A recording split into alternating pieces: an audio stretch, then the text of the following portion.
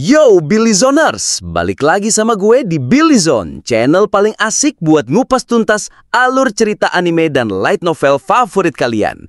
Di episode sebelumnya, kita udah lihat gimana Touka akhirnya berhadapan langsung dengan Ordo ke-6. Situasinya tegang banget dan Touka gak bisa deket-deket. Nah, di episode kali ini, kita bakal lihat gimana Touka ngegunain akal liciknya buat nembus pertahanan mereka. Siap-siap, karena strategi yang dia pakai benar-benar di luar nalar. Jangan lupa klik like, subscribe, dan nyalain loncengnya ya. Langsung aja kita masuk ke ceritanya. Jadi, kita lanjut dari momen konfrontasi Touka dengan Ordo ke-6. Seras ngasih sinyal rahasia kalau orang yang ngaku Jondo itu bohong. Touka udah tahu dan dia sadar Jondo yang asli lagi ngawasin dari kerumunan. Touka pun mulai mainin sandiwaranya. Dia bilang kalau dia datang buat bantu Allion ngelawan Kekaisaran Mirai yang udah bersekutu sama negara di ujung dunia. Tapi Ordo ke-6 gak percaya gitu aja. Mereka minta bukti. Dan disinilah rencana gila Touka mulai. Touka ngelempar karung yang dia bawa dan numpahin isinya ke tanah. Isinya potongan-potongan tubuh manusia macan tutul. Ada tangan, telinga, jari, ekor, semuanya masih segar. Dia bilang ini piala dari pertempuran yang ngelawan pasukan Geo. Seras yang nggak tahu apa-apa soal ini jelas kaget banget. Dan reaksi alaminya itu malah bikin Ordo ke-6 makin percaya. Ordo ke-6 sampai ngirim satu prajurit buat ngecek. Dan prajurit itu konfirmasi kalau semua potongan tubuh itu asli. Mereka pun akhirnya percaya 100% kalau Touka ada di pihak mereka. Mereka udah masuk perangkap Touka. Tapi dari mana Touka dapat semua potongan tubuh itu? Disinilah ceritanya jadi makin kelam, Billy Zoners. Ternyata setelah Touka nidurin Geo yang lagi marah, dia didatengin sama para prajurit macan tutul yang luka-luka. Mereka yang benci banget sama Ordo ke-6 ngusulin sebuah rencana gila. Mereka nawarin potongan tubuh mereka sendiri yang udah putus buat jadiin alat tipu muslihat. Tangan ini udah gak berguna lagi, tapi mungkin bisa bantu ngalahin Bajimet itu, kata salah satu dari mereka. Mereka rela ngorbanin kehormatan jasad mereka sendiri demi balas dendam. Touka awalnya ragu dan ngerasa ini keterlaluan, tapi dia sadar ini cara paling efektif buat nyusup. Dia juga sengaja nggak ngasih tahu Seras soal ini, biar reaksi kaget Seras jadi alami dan makin meyakinkan. Benar-benar perhitungan yang sempurna. Para macan tutul itu bilang mereka percaya sama Touka karena mereka lihat betapa marahnya Touka pas tragedi Nico. Mereka lihat kebaikan di dalam diri Touka yang justru bikin mereka berani ngusulin rencana yang super tidak baik ini. Ironis banget ya. Gila, bener-bener strategi yang gak kepikiran sama sekali. Touka berhasil nipu musuhnya pakai cara yang paling mengerikan yang lahir dari penderitaan dan keinginan balas dendam sekutunya sendiri. Ini nunjukin level baru dari kelihayan dan kekejaman Touka. Setelah Ordo ke-6 percaya sama bukti potongan tubuh itu, mereka nanya kenapa Touka datengin mereka secara spesifik. Disinilah Touka mulai ngeluarin kebohonan level dewa. Dia ngarang cerita kalau dia sempat nyelamatin Mikaela, tapi akhirnya ninggalin dia mati karena nganggep Mikaela itu komandan yang nggak kompeten. Terus, dia bilang dia penasaran sama kekuatan Ordo ke-6 yang terkenal itu. Vernoch dan yang lain jelas senang dengar musuh bebuyutannya Mikaela mati. Mereka jadi makin percaya sama Touka. Vernoch bahkan ngungkapin kalau Dewi Vicious emang mau ngerekrut Brigade Lord of the Flies. Ini ngasih Touka info penting soal rencana Vicious. Touka lalu mainin kartu asnya yang paling penting. Dia bilang alasan utamanya datang ke sini adalah karena dendam pribadi Seras Ashrain. Dia ngarang cerita kalau Seras benci banget sama klan Shanatilis, desa Dark Elf, karena mereka yang bikin Seras diusir dari tanah airnya. Dan Touka datang buat mastiin bener nggak kalau Ordo ke-6 yang udah ngancurin desa itu. Ordo ke-6 yang sombong tanpa curiga sedikit pun dengan bangganya ngaku. Ya, kami yang ngancurin mereka, kata mereka. Mereka udah 100% masuk perangkap Touka. Setelah dapat pengakuan itu, Seras maju.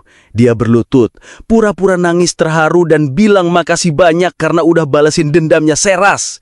Touka namahin, kalau Seras mau ngucapin makasih ke semua yang ikut dalam pembantaian itu, satu persatu dengan tindakan Para kesatria Ordo ke-6 yang dengar ini langsung pikirannya ngeres. Mereka natap Seras dengan penuh nafsu, ngira bakal dapat hadiah spesial dari si putri kesatria yang tobrut dan cantik jelita.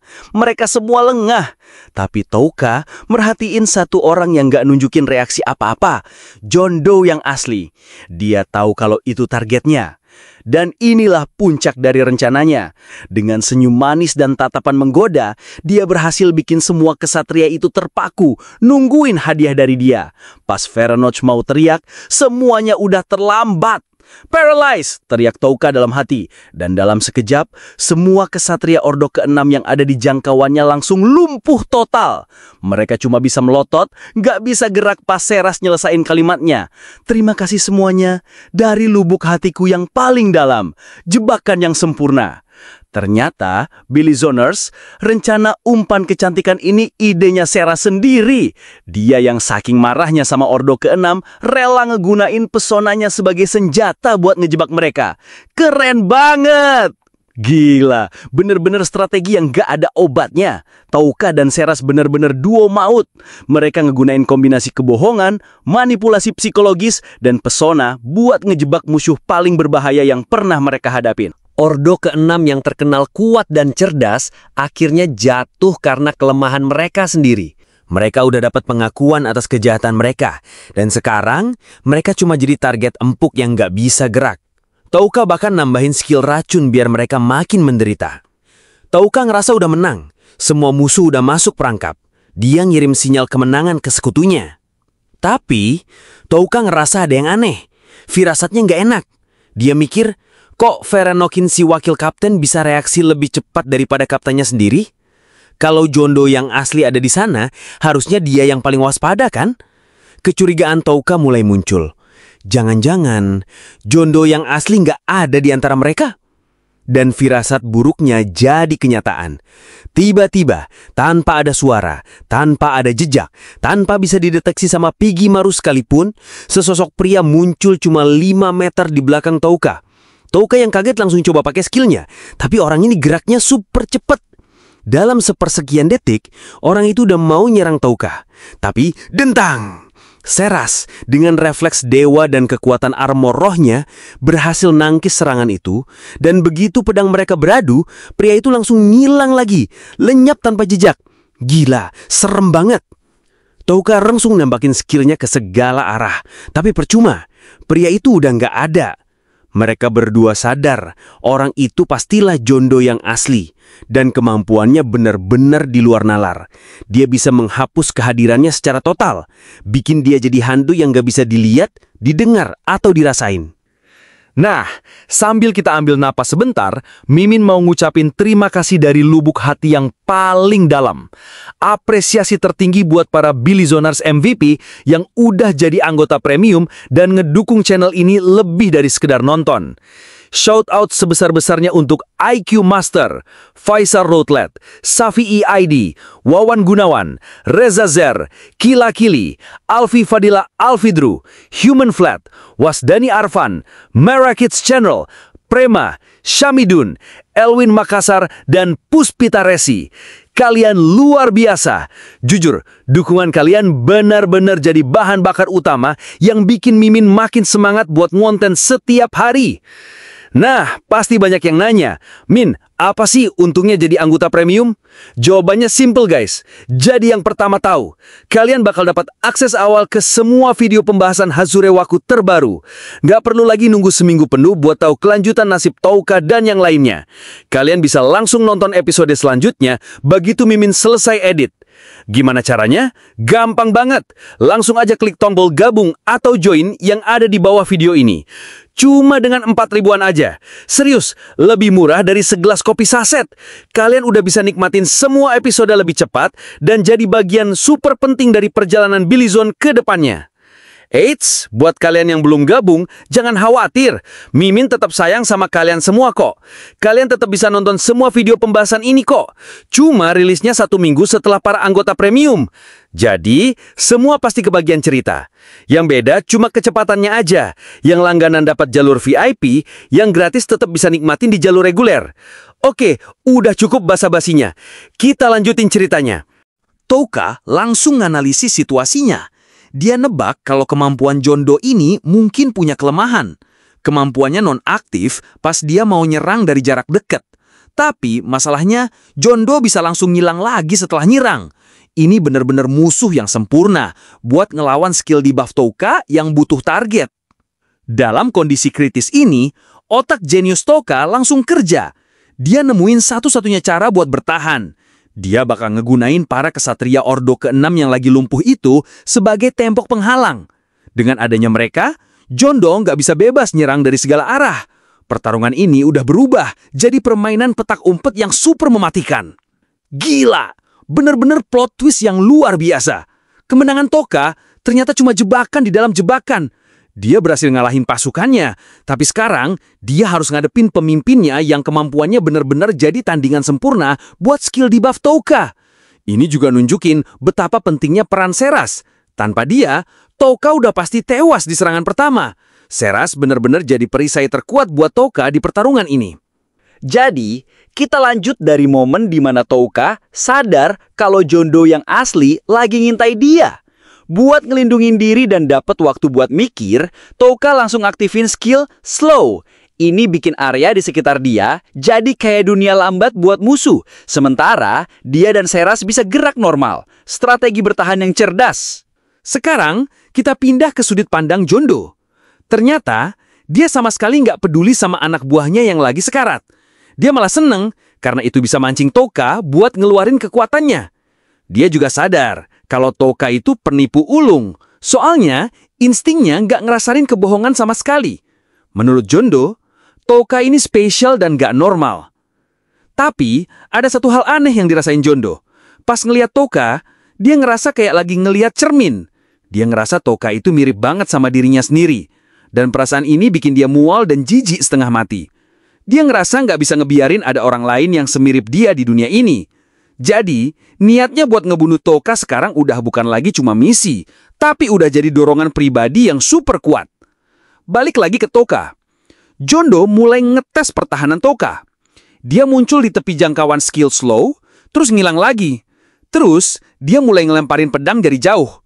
Tujuannya buat nyari tahu cara kerja skill Touka. Semua lemparan itu jelas aja ditangkis dengan mudah sama Seras. Tapi Touka, si jenius, malah dapat info penting dari serangan ini. Dia sadar, Jondo sempat nggak sengaja nunjukin diri. Dia curiga, jangan-jangan kemampuan menghilang Jondo itu butuh konsentrasi tinggi. Dan skill Slow tadi sempat ngeganggu konsentrasinya. Ini bisa jadi kelemahan fatal Jondo. Setelah beberapa saat, MP Touka habis dan efek Slow pun hilang. Pertarungan kembali buntu. Keduanya saling nunggu siapa yang bakal bikin kesalahan duluan. Touka sadar dia harus ngelakuin sesuatu yang gak terduga buat menang. Dia natap Seras dan bilang, "Aku serahin pertahanan ke kamu." Dan Seras dengan mantap ngejawab, "Aku kesatriamu." Ah, momen keren banget. Dan tepat saat itu, Jondo muncul lagi di belakang mereka.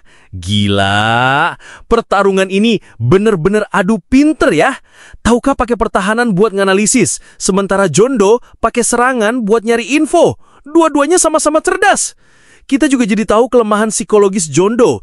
Ternyata, ngelihat orang yang mirip sama dirinya sendiri malah bikin dia goyah. Ini benar-benar detail karakter yang dalam banget. Dan sekarang, kebuntuan udah pecah. Jondo nyerang lagi.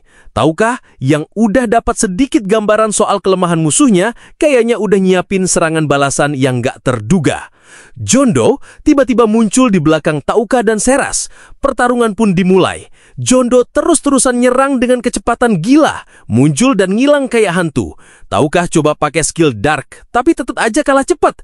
Seras jadi satu-satunya pertahanan mereka, sibuk nangkis serangan dari segala arah. Jondo ini benar-benar licik dan kejam.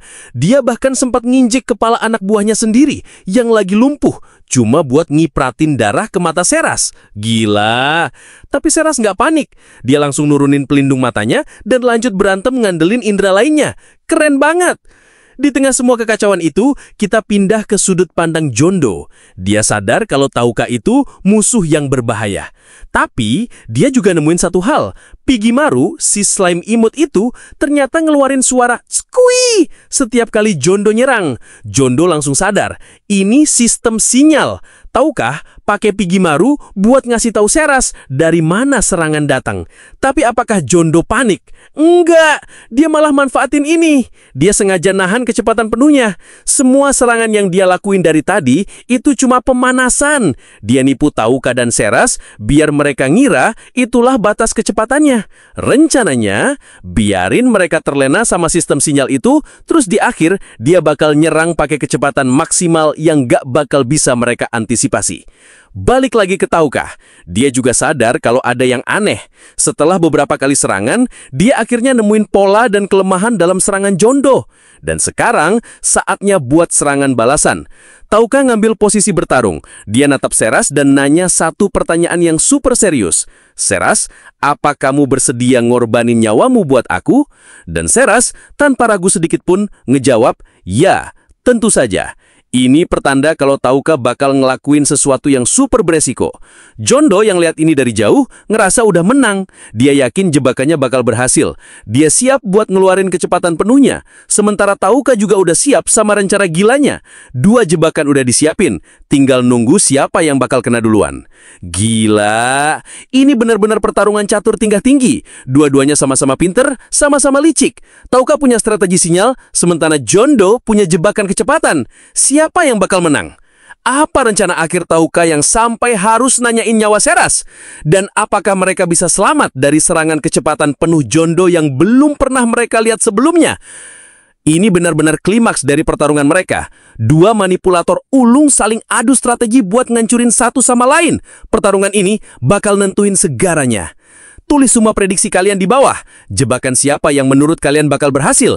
Jangan lupa like, share, dan subscribe channel Billyzone biar kita bisa terus jadi saksi dari pertarungan paling cerdas dan menegangkan ini. Sampai jumpa di episode berikutnya.